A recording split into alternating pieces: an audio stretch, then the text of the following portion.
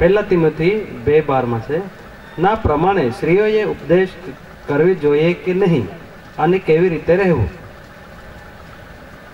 महिलाएं प्रचार कर सकती है नहीं, इसको लेकर क्या हुआ था सब लोग जानते हैं ना. बाइबल का सत्य वचन सत्य रहेगा चाहे कोई भी कुछ भी बोले. ठीक है, बाइबल सफाई से जो है ये जो पास्टर का अधिकार है वो किसको देता है? पुरुष को देता है. ये किसी को अच्छा लगता है किसी को बुरा लगता है, बट सत्य वचन यही है. और उसके रिलेटेड हमने ऑलरेडी एक वचन पढ़ लिया कि पास्टर की खूबी में क्या है, he should be one women man, मतलब हस्बैंड ऑफ वन वाइफ. तो यहाँ पर महिलाओं को प्रचार करने का अधिकार है या नहीं, ये एक सवाल है. महिलाएं सेवा कर सकती या नहीं, ये दूसरा सवाल है. तो दूसरे सवाल की तरफ पहले जाता हूं, क्योंकि जब हमारा इमोशन सर पे आके अटक जाता है तो हम वचन को देखते नहीं, गालियां बकते हैं. फिर हम चले जाते हैं यूट्यूब पे लाइव, फेसबुक पे लाइव, और वहां पर जाकर हम चिल्लाएंगे तुमको किसने अधिकार दिया, तुमको बोला है कि तुम जाके सुप्रीम कोर्ट के जैसा लिख दो और बोलो ये गलत वो गलत. तो यही लोग हैं जो इमोशन हो जाते हैं. तो सबसे पहला, जब महिला प्रचारक की बात आती है, 4 चीजों को मैं समझाता हूं आपको. ये 4 चीजों को अच्छे से समझिएगा. जब ये 4 चीजों को लोग समझ जाते हैं तब उनके अंदर ये सवाल क्लियरली निकल जाता है ना. टाइम है ना. ये 4 चीजों को मैं थोड़ा समय लेकर समझाने जा रहा हूं कि महिलाएं सेवक बन सकती हैं, प्रचार कर सकती हैं, सेवकाई कर सकती हैं. ठीक है, सबसे पहले ये जो स्वरूप के बारे में हम बात करते हैं, बाइबल हमको पहला अध्याय उत्पत्ति के 26 और 27 वचन में सफाई से कहती है, परमेश्वर ने मनुष्य और स्त्री को क्या बनाया? खुद के स्वरूप में बनाया. और कैसे बनाया? समान बनाया. तो सृष्टि के आधार पर, स्वरूप के आधार पर आप और मैं, पुरुष और स्त्री, वो क्या है परमेश्वर के नजरों में? समान है, इक्वल है. उसमें कोई दो राय नहीं. कुछ जगह पे बोलते ना, अगर लड़कियां आप बेस्ट हैं तो जोर से हालेलुया बोलिए, लड़कियां हालेलुया, लड़के आप लोग बेस्ट है. तो बाइबल का वचन कहता है कि दोनों बेस्ट है, दोनों परमेश्वर के स्वरूप में एक है. ठीक है, तो ना यहाँ पर लड़की छोटी लड़का बड़ा, लड़का छोटा लड़की बड़ी. ठीक है, स्वरूप में ये कैटेगरी नंबर 1, बॉक्स नंबर 1 में सब एक हैं, कोई डिफरेंस नहीं है, छोटा बड़ा नहीं. दूसरा क्या है वहां पर? गिफ्ट्स. गिफ्ट्स में, सॉरी गिफ्ट्स की बात किया ना. दूसरा कैटेगरी है सैल्वेशन का. दूसरा कैटेगरी क्या है? सैल्वेशन. अब ये जो सैल्वेशन है यानी कि उद्धार है, ये उद्धार महिलाओं के लिए अलग और पुरुषों के लिए अलग है क्या? नहीं ना. यीशु मसीह सबके लिए मरा, यीशु मसीह सबके लिए जी उठा, यीशु मसीह सबको उद्धार करता है. तो उद्धार महिला को भी सेम और पुरुष को भी सेम. इसीलिए बाइबल का वचन कहता है, ना पुरुष ना स्त्री, ना यूनानी ना इब्रानी, ना ज्ञानी ना मूर्ख, सबके ऊपर क्या है? परमेश्वर के लिए परमेश्वर का अनुग्रह है. परमेश्वर के नजरों में सब एक हैं. सो स्वरूप के रूप में पुरुष और स्त्री एक हैं, उद्धार के लिए पुरुष और स्त्री एक जैसे हैं. और ये जो तीसरा कैटेगरी है जिसमें मैंने बोला ग्रेट कमीशन, उसमें ये भी ऐड कर लीजिए, गिफ्ट्स एंड ग्रेट कमीशन. ये जो गिफ्ट है, आत्मिक वरदान है. आत्मिक वरदान परमेश्वर जो है सबको एक समान देता है. जो पवित्र आत्मा पुरुषों के ऊपर उंडेला गया है, वही पवित्र आत्मा आपके ऊपर भी उंडेला गया है. बराबर? या फिर महिलाओं के लिए लेडीज स्पेशल, ऐसा कुछ है क्या? या फिर मेन स्पेशल? नहीं ना. तो एक ही पवित्र आत्मा है. वो सारे आत्मिक वरदान, सारे आत्मिक फल पुरुषों को भी सेम मिलेगा और महिलाओं को भी सेम मिलेगा. और जब यीशु मसीह ने कहा 28-19 में, तुम जाकर सभी जाति के लोगों को चेला बनाओ, ये किसको कहा गया? सिर्फ पुरुषों को कहा गया क्या?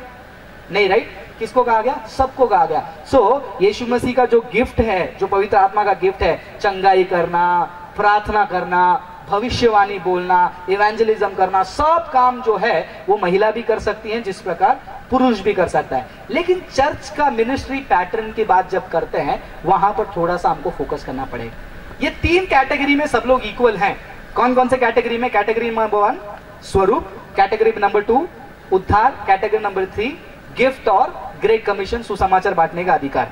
तो यहां पर तीनों कैटेगरी को जहां पर हम देखते हैं, कहीं पर भी महिला बेटर पुरुष बेटर वाली लड़ाई दिखती है आपको? नहीं दिखती है ना. जो लोग बाइबल को अच्छे से पढ़ते नहीं है वो लोग क्या करते हैं, ये तीनों कैटेगरी के वचन को अपने अपने कैटेगरी में रखने को छोड़कर पूरा लेकर आकर ये चौथे कैटेगरी में मिक्स करेंगे. महिलाएं क्यों नहीं प्रचार कर सकती हैं? महिलाएं पास्टर क्यों नहीं बन सकती हैं? क्या वो परमेश्वर ने दोनों को एक ही स्वरूप ने नहीं बनाया? अरे बनाया था, वो कैटेगरी अलग है, आप इसको मिक्स मत करो. यीशु मसीह ने सबको सुसमाचार बोलने के लिए बोला, क्या सिर्फ पुरुषों को बोला? अरे ये कैटेगरी अलग है, इसको अलग से रखो.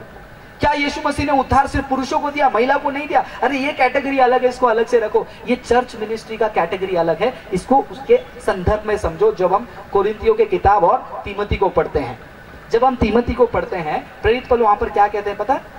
11 वचन पढ़ेंगे, 12 वचन पढ़ेंगे, वहीं से शुरू हुई थी ना, 12 वचन पढ़िए।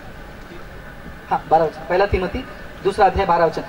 कि स्त्री न उपदेश करे और न पुरुष पर आज्ञा चलाए, परंतु चुपचाप रहे, क्योंकि आदम पहले। अभी यहाँ पर स्त्री उपदेश ना करे और क्या ना करे, पुरुष पर अधिकार नहीं चलाए। तो आप लोग बोलेंगे तो क्या मतलब महिलाएं चुपचाप बैठे? हम महिलाओं में कोई कमी है क्या? एक लड़का तो इतना पागल हो गया, वो फेसबुक पे जाकर लाइव जाकर क्या बोल रहा था मालूम है? इंडियन गवर्नमेंट बोलता है बेटी बचाओ बेटी पढ़ाओ, और ये फ्रांसिस जैसे लोग महिलाओं के खिलाफ हैं। लेकिन बाइबल का वचन क्या कहता है कि मैं कहता हूं महिलाओं को आप क्या करो, पुरुष के ऊपर अधिकार मत चलाओ। जब आप इसको इंग्लिश में पढ़ते हैं उsurping अथॉरिटी, जब आप बाइबल को पढ़ते हैं, हमारा खुदा जो है गड़बड़ी का खुदा नहीं है, हमारा खुदा जो है ढंग से काम करता है। इस चीज को ध्यान से सुनिए, ढंग से काम करता है। और उसने जब सृष्टि किया, उसने पहला क्या बनाया? आदम और फिर हवा। वहां पर क्यों नहीं लड़ते? मेरे ऑफिस में एक ने मेरे से लड़ाई किया, एक बुद्धिस्ट ने, तुम्हारा भगवान जो है ना वो शॉविनिस्ट है। शॉविनिस्ट मतलब पुरुष जुनून वाला, महिला से ये नहीं करता। मतलब ऐसा क्यों बोल रहे हो?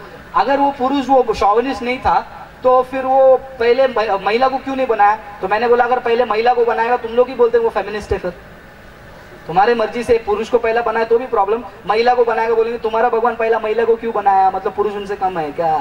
ये प्रॉब्लम आती रहेंगी। तो परमेश्वर जो है हर एक काम में जो है एक फॉर्मेट से काम करता है। जब सृष्टि किया उन्होंने पुरुष और स्त्री को रखा। परिवार के बारे में जब हम बात करते हैं, परिवार का पैटर्न क्या दिया है परमेश्वर ने? परिवार का हेड कौन है ब्रदर? महिलाएं। महिलाएं, आप गलत बाइबल पढ़ रहे हो। कौन है? महिलाएं। पुरुष, पुरुष के बाद क्या है? स्त्री। कभी भी किसी घर पे आपने ये लड़ाई को देखा है क्या? मैं हस्बैंड बनूंगी। क्यों? अरे क्यों मतलब क्या? मेरे को प्रभु ने उद्धार नहीं दिया क्या मैं हस्बैंड बनूंगी? कभी ऐसा लड़ाई देखा आपने किसी घर में? या फिर कभी ऐसे लड़ाई देखा आपने घर पे कि परमेश्वर ने तो हम दोनों को एक ही स्वरूप में बनाया, स्त्री पुरुष, पहला अध्याय 26वां वचन, परमेश्वर ने पुरुष और स्त्री को अपने स्वरूप में बनाया, तो मैं आज से मैं हस्बैंड, कल से तू वाइफ। ऐसा कभी हुआ है क्या? तो यीशु मसीह ने जो सृष्टि को बनाया उसमें भी पुरुष स्त्री को रखा, परिवार में भी पुरुष स्त्री को रखा। यहां 2 जगह पे प्रॉब्लम नहीं आई। चर्च में अगर परमेश्वर ने वचन के द्वारा पुरुष स्त्री वाला ऐसा कॉम्बिनेशन रख दिया तो गुस्सा आ गया। क्यों पता है? क्योंकि यहाँ पर लोग समझते हैं कि भैया ये सच है, यहाँ पर भी समझते हैं कि पुरुष और स्त्री वाला ये बात सच है, लेकिन सेवकाई में बहुत सारे लोगों को सेवा नहीं करना है, बहुत सारे लोगों को स्टेज चाहिए होता है। जिसको सच में सेवा करना है, सेवकाई में बहुत सारी चीजें होती हैं, सुसमाचार बांटना, बच्चों को संडे क्लास सिखाना, जवान लड़कियों के बीच में जाकर प्रचार करना, जवान लड़कियों को चलाना, है ना, भविष्यवाणी करना, वर्शिप लीड करना, वचन पढ़ना, चर्च में आकर अनाउंसमेंट वगैरह पढ़ना, ये भी तो एक सेवा है ना। लेकिन मुझे वो सब नहीं करना है, मुझे पास्टर बनना है। तो इंटेंशन चाहत सेवा नहीं, वो पास्टर पोजीशन का है। समझ रहे हैं आप लोग? ये पोजीशन के लिए जो लड़ते हैं वही बोलते हैं कि मैं महिला पास्टर क्यों नहीं बन सकती। आप पास्टर बनकर क्या करना चाहती हैं? सेवा करना चाहती है ना, तो आप बिना पास्टर बने भी सेवा कर सकते हैं। नहीं नहीं, मुझे वो स्टेज चाहिए, मेरे नाम के सामने वो चाहिए, पास्टर XYZ जो भी नाम है, अभी लूंगा तो वो नाम की कोई पास्टर आ जाएगी तो फिर प्रॉब्लम हो जाएगी। आप बोलोगे अपने मन से बोल रहे हो। नहीं, मैं अपने मन से नहीं बोल रहा हूँ। 13 वचन में पॉल उसका जवाब भी दे रहे हैं। क्यों ये फॉर्मेट यीशु मसीह जो है चर्च में चाहते हैं? पॉल ने बताया उसका कारण, क्योंकि आदम पहले बनाया गया, उसके बाद हव्वा बनाई गई थी। और ये चर्च में ये फॉर्मेट रखने का कारण पॉल क्या दे रहे हैं कि भैया ये क्रिएशन ऑर्डर है। भैया बुरा लग रहा है तो कोई बात नहीं, परमेश्वर ने आदम को पहले बनाया, दूसरा महिला को बनाया, तो उसमें प्रॉब्लम नहीं है, तो इसमें क्या प्रॉब्लम है? आगे क्या लिखा है उसका एक और चीज भी रीजन बताया है।